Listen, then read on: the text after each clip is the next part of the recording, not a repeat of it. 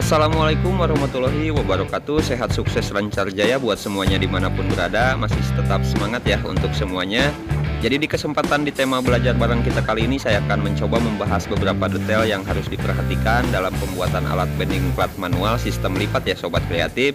Saya bawa tema ini karena banyak sekali pesan ke kontak saya dari beberapa sobat kreatif ya yang sudah mempraktekannya, mengikuti tutorial di channel ini dalam pembuatan bending plat manual. Hanya hasil akhirnya ada yang tidak sesuai ya pada fungsinya, ada yang bergelombang, ada yang cembung, dan ada juga yang macet dan lain-lain seperti itu ya sobat kreatif.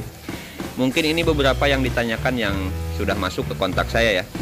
Oke, dan baiklah, jadi apa saja yang perlu diperhatikan ya sobat kreatif? Oke, yang pertama tentunya dari pemilihan bahan ya. Tentukan terlebih dahulu kebutuhan fungsi alatnya untuk penekukan ketebalan berapa milimeter di panjang berapa sentimeter ya alat bending platnya. Baru kita sesuaikan kebutuhan bahan dengan ketahanannya ya sobat kreatif. Jadi jangan asal ambil bahan, jadi perhatikan berapa besar kebutuhan tekanan dan berapa kuat bahan menahan tekanan tersebut untuk pola alat seperti ini ya sobat kreatif.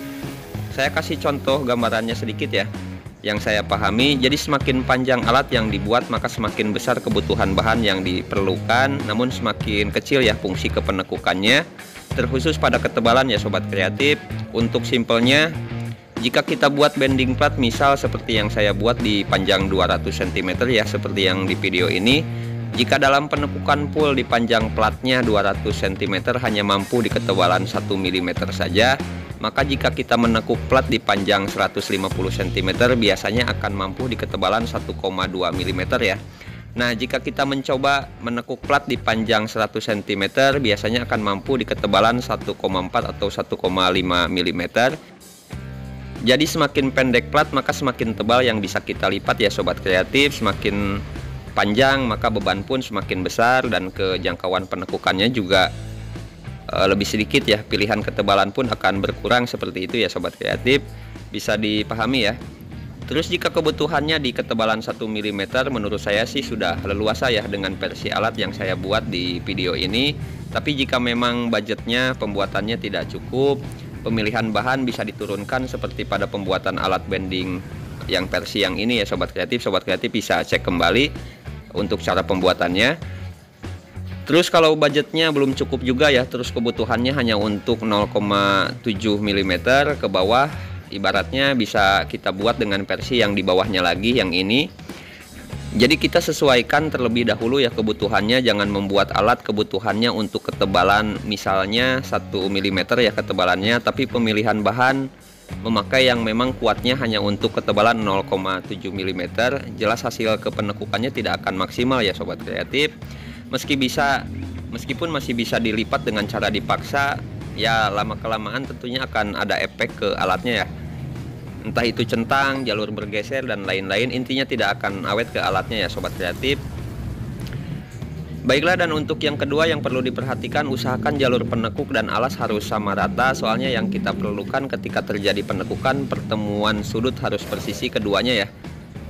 Untuk yang ketiga ini paling penting menurut saya, karena ini yang akan menentukan dari pertemuan kedua sudut jalur persisi atau tidaknya, dan menentukan juga ke penekukan platnya ya. Jadi kita perlu menyesuaikan dudukan engsel agar center as engsel tepat di bagian tengah pertemuan kedua sudutnya.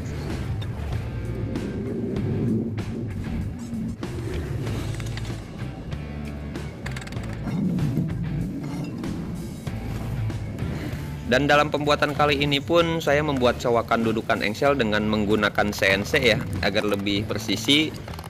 Ya, meskipun dudukan sudah dibuat presisi dengan CNC, saya pun masih tetap memberikan tanda center dengan karton yang saya tandai untuk memastikan ya, karena bagian ini yang memang menurut saya yang berpengaruh besar pada fungsi alatnya.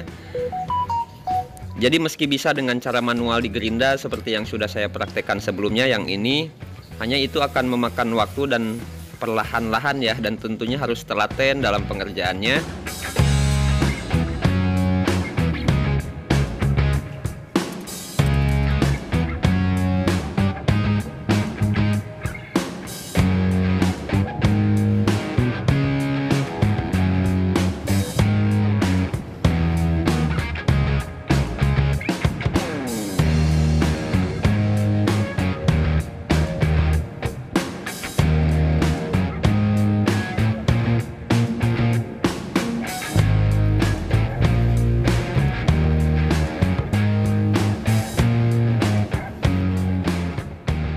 Untuk yang selanjutnya, penguatan tulangan jalur alas perlu diperhatikan. Bagian alas adalah bagian yang sangat bekerja keras untuk alat seperti ini karena harus menahan tekanan ya mata penekuk ketika proses penguncian plat.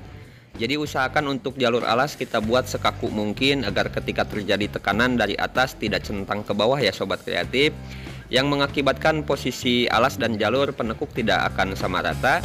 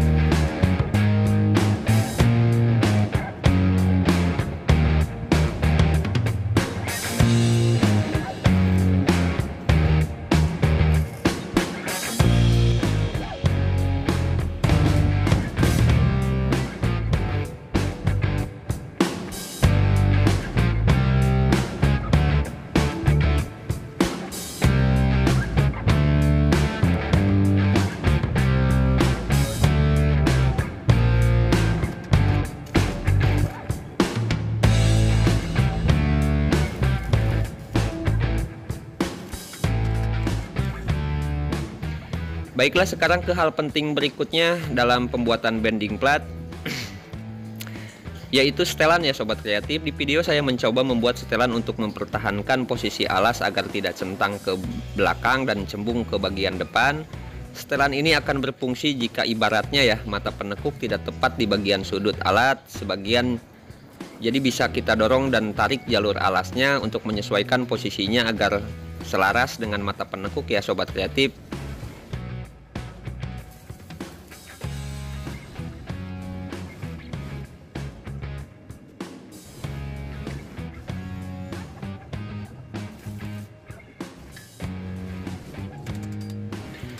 Untuk yang kedua, setelan jalur alas bagian bawah dan jalur penekuk bagian bawah juga ya. Kita buatkan juga setelan.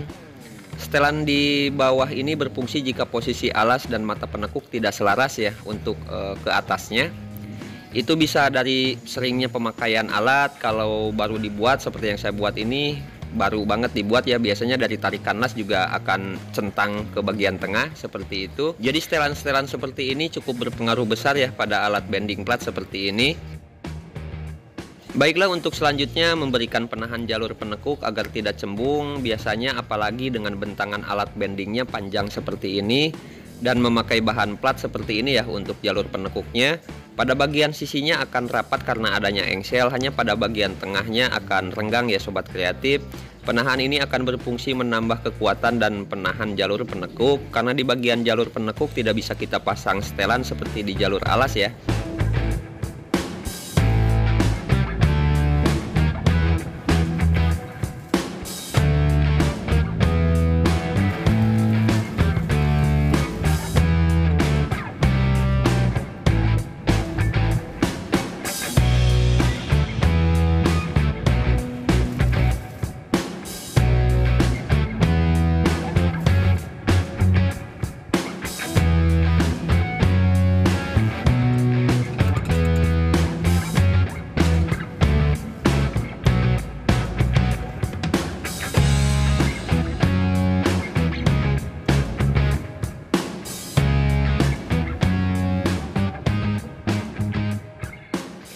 Untuk berikutnya adalah dari pemilihan derajat kemiringan mata penekuk yang akan berpengaruh besar ke berbagai bentuk tekukan plat. Di sini saya memberikan 25 derajat kemiringan pada mata penekuknya dengan tinggi mata penekuk 18 cm, untuk ketebalannya di 19 mm ya. Agar sedikit lebih berdiri posisinya dan sedikit lebih lebar jangkauan ruang untuk platnya. Karena bending yang dibuat saya ini fungsinya kebanyakan di pembuatan box ya, dari pemesannya pembuatan box persegi seperti itu. Ibaratnya ya, jika sobat kreatif membuat kemiringan di 30, 45 derajat dan lain-lain ya di mata penekuknya, itu akan berpengaruh ke bentuk tekukan. Ibarat mau menekuk plat dengan bentuk kotak ya, ibaratnya dengan lebar 50 cm, tinggi di 10 cm, itu akan sulit ya dan tidak akan terjangkau karena akan keburu mentok ke jalur alas, ke jalur atas ya, kalau tinggi mata penekuknya dan derajat kemiringan mata penekuknya tidak disesuaikan terlebih dahulu ya sobat kreatif ketika pembuatan bending platnya. Mudah-mudahan bisa dipahami ya sobat kreatif, karena saya pun kebingungan sendiri cara menjelaskannya. Oke, dan jangan lupa di bagian jalur atas pun harus kita buatkan setelan agar mampu menahan mata penekuk yang bebannya lumayan berat ya, dengan ukuran mata penekuk yang saya pakai di video kali ini.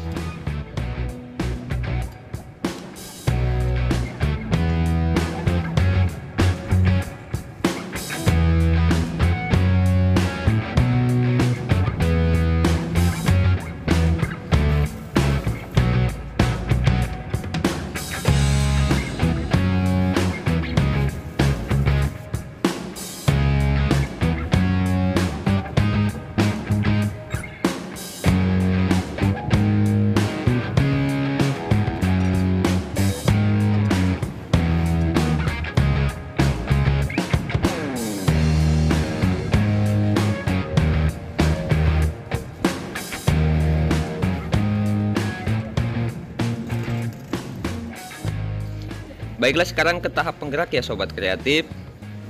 Dalam pembuatan rangkaian penggerak ini, kalau bending platnya cukup besar yang dibuat atau beban dari keseluruhan jalur atas cukup berat, usahakan berikan bearing di tiap bagian pendorong ya.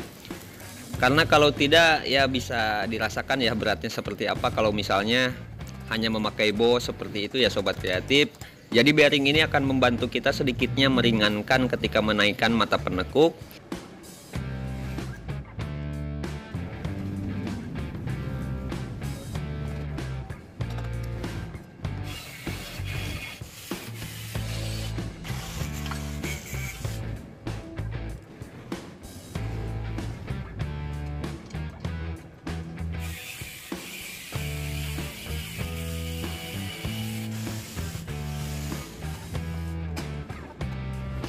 Oke, dan untuk yang terakhir yang menurut saya penting adalah dari bandul ya, pemilihan bandul ya sobat kreatif. Untuk berat bandul sesuaikan juga dengan beban ketika waktu penekukan, bisa pakai yang 5 kg, 10 kg, atau 20 kg seperti yang saya pakai di pembuatan kali ini. Oke, dan baiklah, mungkin seperti itu dari minimnya pengetahuan saya dalam pembuatan seperti ini. Semoga bisa menjawab semua pertanyaan yang sudah masuk ya, insya Allah bisa bermanfaat atau bisa jadi acuan penyemangat untuk semuanya agar tidak mudah menyerah. Tetap semangat ya, tetap bergerak, jemput semangatnya ya Sobat Kreatif. Jangan nunggu semangat karena jelas itu sulit ya. Baiklah, dan dalam berkarya, dalam hal apapun yang kita kerjakan, yang kita pelajari, wajarilah jika kita salah sekali, jangan langsung menyerah ya. Kita wajarkan, namanya juga manusia ya Sobat Kreatif. Jika kita injak hal yang sama dengan salah kedua kali, berilah perhatian pada fokus pikiran kita. Mungkin istirahatkan sejenak, jika memang dirasa sudah lelah, jangan ditinggalkan ya. Nanti bisa kita lanjutkan kembali. Karena ada kalanya pikiran manusia terbagi dengan kondisi dan keadaan lain, jadi berikan toleransi ya Sobat Kreatif. Namun jika kita injak lagi hal yang sama dengan kesalahan 3 kali, ada baiknya pertanyakan pikirannya, mungkin ada yang salah dalam pikiran dan kenyamanan saat melakukannya. Terus menerus berulang melakukan salah yang sama di aktivitas yang sama, sebaiknya sadari ya Sobat Kreatif.